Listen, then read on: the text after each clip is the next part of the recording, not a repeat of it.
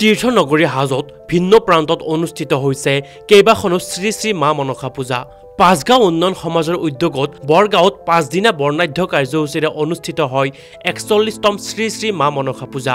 বন্তি প্ৰজ্বলন কাৰ্যসূচীৰে মা মনসা পূজাৰ শুভাৰম্ভণি কৰে অসম প্ৰদেশ বিজেপিৰ অনুসূচিত জাতি মৰ্চাৰ উপসভাপতি প্ৰকাশ চন্দ্ৰ দাসে।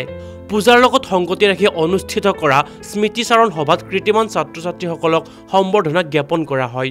পাঁচগাঁও উন্নয়ন সমাজৰ উদ্যোগত 5 দিনাকৈ অনুষ্ঠিত কৰা মা মনসা দেৱীৰ পূজাৰ মুখ্য বন্তি প্ৰজ্বলন কৰি মাৰ শ্ৰীচৰণত সেৱা জনাবলৈ পাই অতি সৌভাগ্যৱান বুলি ভাবিছোঁ। আৰু এই ক্ষেত্ৰত পাঁচগাঁও গাঁও উন্নয়ন সমিতিৰ সমূহ কাৰ্যকৰ্তাক মই বিশেষভাৱে ধন্যবাদ জ্ঞাপন কৰিছোঁ। এইখন অতি পুৰণি পূজা, প্ৰায় 41টা বছৰে এই অঞ্চলৰ ৰাইজে পাঁচগাঁও উন্নয়ন সমাজৰ ৰাইজে মাক পূজা অৰ্চনা কৰি আহিছে আৰু সকলো ভক্তই ইয়ালৈ আহি মাক সেৱা জনাই মনৰ আশা পূৰণ কৰে।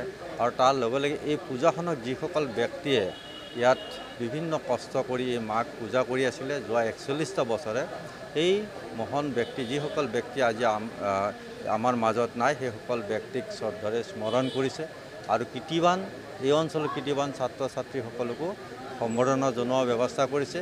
ধৰ্মীয় লগতে এটা সামাজিক দায়িত্ব পালন কৰাৰ কাৰণে পাঁচগাঁও উন্নয়ন সমিতিক মই বিশেষভাৱে ধন্যবাদ জ্ঞাপন কৰিছোঁ আৰু মাৰ শ্ৰীচৰণত সেৱা জনাইছোঁ যাতে আমাৰ সকলোৰে মনৰ আশা আৰু সকলোৰে দুখ দুৰ্গতি নাইকিয়া কৰি মায়ে যাতে আমাক সকলোকে এখন সুস্থ সমাজত জীয়াই থকাৰ কাৰণে ৰাইজৰ সেৱা কৰাৰ কাৰণে মায়ে যাতে আশীৰ্বাদ দিয়ে, তাৰ কাৰণে মাৰ শ্ৰীচৰণত প্ৰণাম জনাইছোঁ। হাজোৰ পৰা Bhrigu Das, news desk report.